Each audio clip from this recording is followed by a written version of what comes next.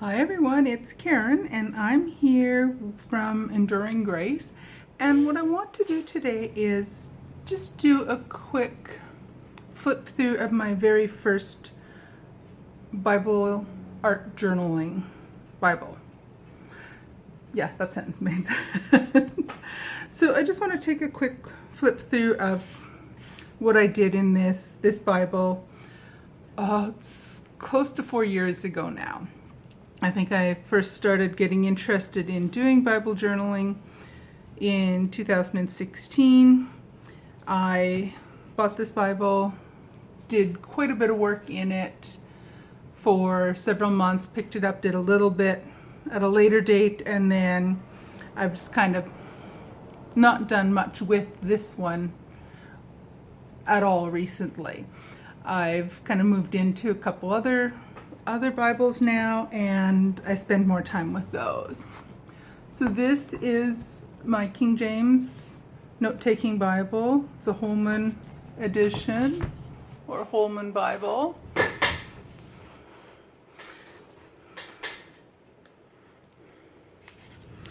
So we'll just spend a little bit of time. I've gone through and marked each of the pages where I've done something, and we'll just kind of go through this systematically, and I'll spend a little bit of time talking about some of the things I did in here. These are a couple pages. I did it on just regular, I think it was just printer paper, photocopy paper, and I saw a couple videos on YouTube back, like this is August 21st, 2016, so this is going back a few years. And I saw someone had posted a video showing how they did this little permission form or permission page in their new Bible each time they got one. So I just have a few things. I used a lot of what they used in theirs. I added a few of my own things on there. But in general, it's just saying that it's for me to express myself. It's for me to make mistakes. It's not going to be perfect. There's going to be problems with it. There's going to be messes here and there.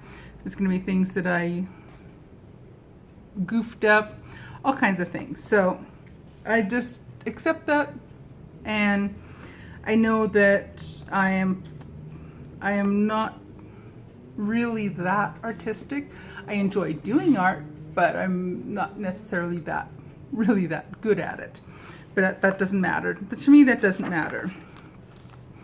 So what I've done with a lot of these is I have either printed out templates from the internet and tucked them in underneath and traced them in a lot of the cases. One of the things in hindsight, I wished I had done in this particular Bible is I wished I had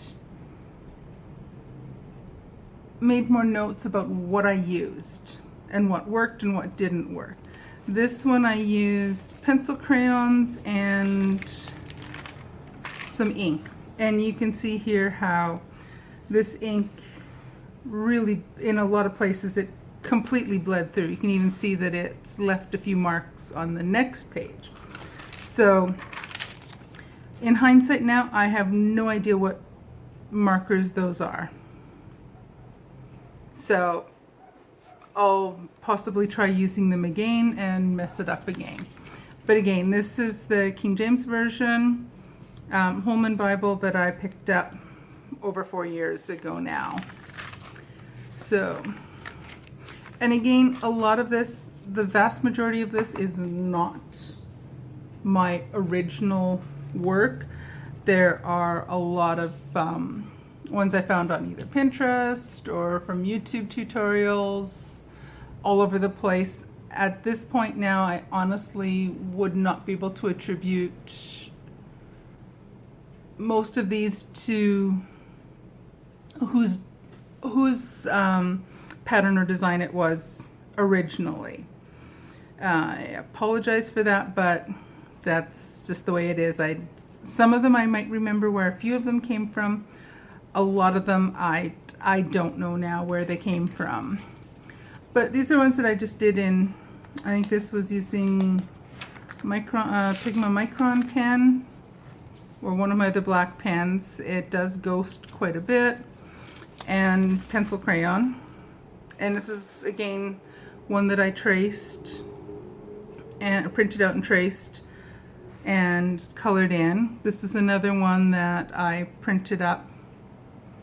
I really liked this idea, and I printed it up and again traced it and included it here. This was one from Rebecca R. Jones, one of her lessons, I believe. I'm pretty sure that's where this one came from. And again, it was a printable that I used for this, and just colored it in with pencil crayons and a little bit of pen. This is a fun idea I saw someone did for numbers, where they had just drawn out the numbers, and then a lot of these other numbers, there's significance to a lot of the actual numbers that we find in this book of the Bible. Actually, there's a few of them I did not outline. No, that's okay. But it's just a variety of ways. I think I've just outlined in pen with some of them and colored in with pencil crayons or colored pencils, whatever you call them in the part of the world you come from. This one, I don't recall where this one came from. But again, it was just done in pencil crayon. And in this, another thing that I have found with this particular Bible, since it's the first one I did, I learned a lot of different lessons on this. On this one, I used some page prep, but only in this corner. So the page is kind of all crinkly and so on. I also found that the type of clear gesso I was using, I do not like the feel of the paper after it's on there. It's got a little bit of a gritty feel to it, and I don't like it. I tried using watercolors on these little flowers. It didn't turn out very good. I didn't let it dry enough so that it ended up over on this page, which in turn ghosted through onto yet another page. So again, a lot of lessons were learned doing this whole process. Speaking of lessons, that was another one. I think this is a general idea from Rebecca R. Jones, and I used one of it has gesso on it, and I used a spray, one of my ink sprays, and it obscures. I can still, if I look carefully, I can still make out the words, but it's a lot more difficult. And not particularly a huge fan of the words being obscured too much. But again, I have multiple Bibles. There's others that I use for reading. This one was really one for experimenting and learning how to work with all sorts of mediums and trying all sorts of things in my journal. It did go through a bit even with the page prep, but that was just because I think this was not a suitable spray ink or color. I think this was Delusions, which is still water activated, and it wasn't the best choice for this particular project. But as I said, a lot of lessons learned in this one. This was just a little image I found online. Actually, that was the one right here. I traced it out and did a little bit of pencil crayon, and then just added some of my own text on here, just basic printing. This was one, I believe this was just done in watercolor. and just doing some of my own printing, a couple little floral little doodles that I did. And the color comes off this one. Oh my goodness, does it ever? Yeah, it's just one of these less expensive watercolors that apparently are very chalky when they're done. Even after 4 years, it's still coming off. This was a page, again, I think this was a lesson from Rebecca R. Jones in one of her online classes. And this was using acrylic paints, and where some of the red is, it's hard to read the text. I don't like this one.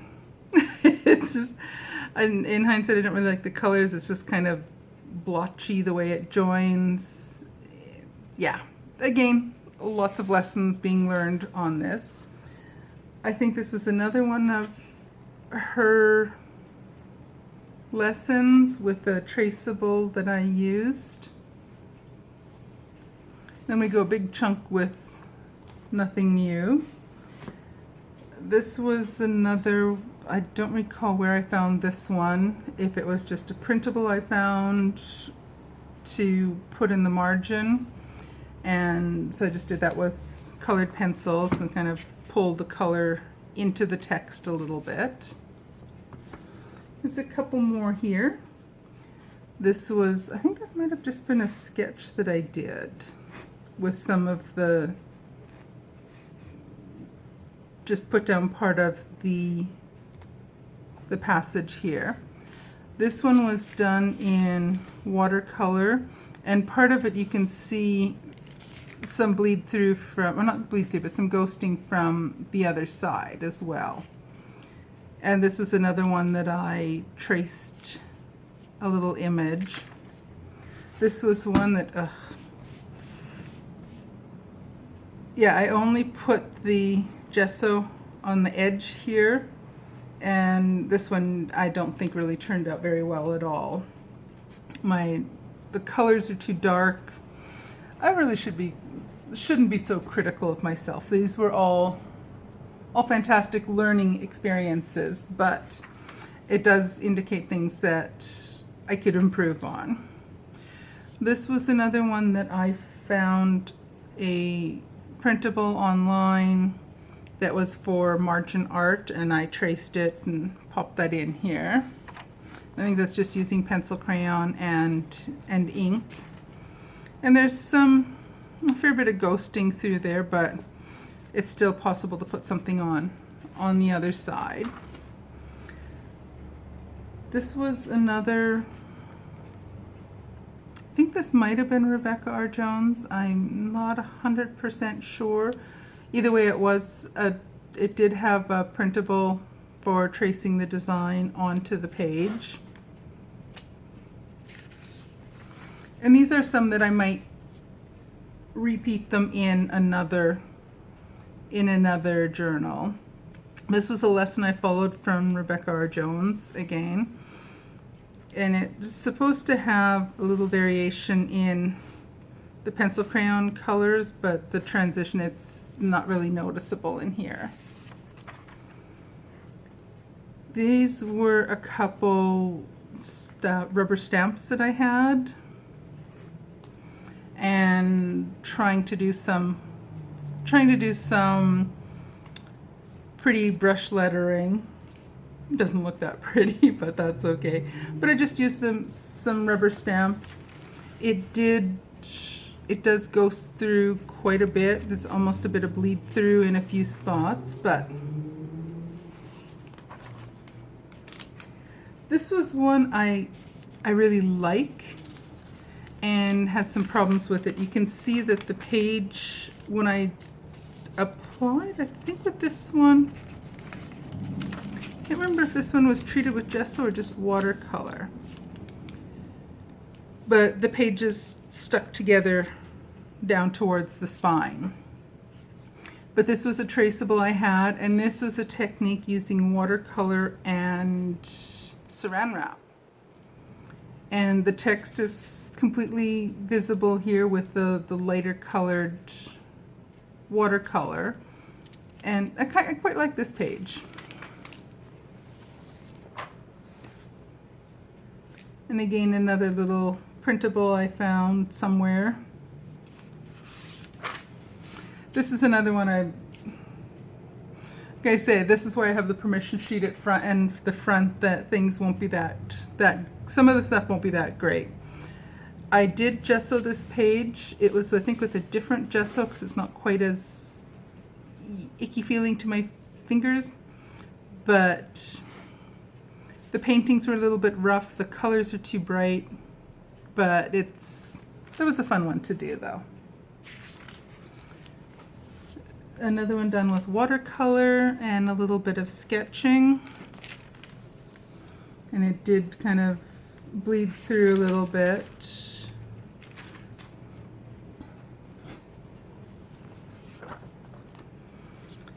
This was another printable I found somewhere online, and again traced it, did some text on there. This is, again, I think there was either one or two printables that I traced on here. It's all done in with pencil crayon. I really like this one. I think this is really, really pretty. I like that page. Another little printable, just a little sketch of a floral sketch. I want to practice doing a lot more of my own sketching and not as much tracing. Another image I found was on a Communion Sunday, and just traced out the images and then did some work with pencil crayon on there. This was another, I think this was another one with Rebecca R. Jones, using, I think this was the watercolor pencils, I believe. This was one just doing some coloring and just some shading with pencil crayon. The paint goes through some, but not too badly on this. Almost like a fluorescent marker pen I was using. This was another Rebecca R. Jones one, and my transitions with my colors didn't really match up to how they should have been from the lesson, but that's fine. I love this little guy. I found this little image somewhere online and traced him out. He's just the cutest little guy. But I love sheep and lambs, so he's just so adorable. This was one I found an image online, traced it out and did some pencil crayon coloring on it. Another one where I traced out an image, I probably traced out the font too, and just tried doing some transitions with my pencil crayons. This one doesn't really show up that good, but this might have been from a stencil or an image I found online and traced in here. This was one using, I don't know if this is the gelatos or, I can't remember what I used on this one. But I really like this page. I don't remember where I saw it originally. It's not my original idea, but it's something I found somewhere. This is another one where I used the watercolors and saran wrap. And some of the colors are a little bit too dark. I can still, if I'm looking carefully, I can still read the text, but it's a little bit too much, and it didn't dry enough, and there's a lot of smudging over on the other side too. Just a little quick one I did just using different colored markers. They bled through, I don't know which ones these are, they bled through a little bit, and a lot of shadowing and ghosting. This was another page I found online, just like a margin printable, and trace that in. Same with this little guy.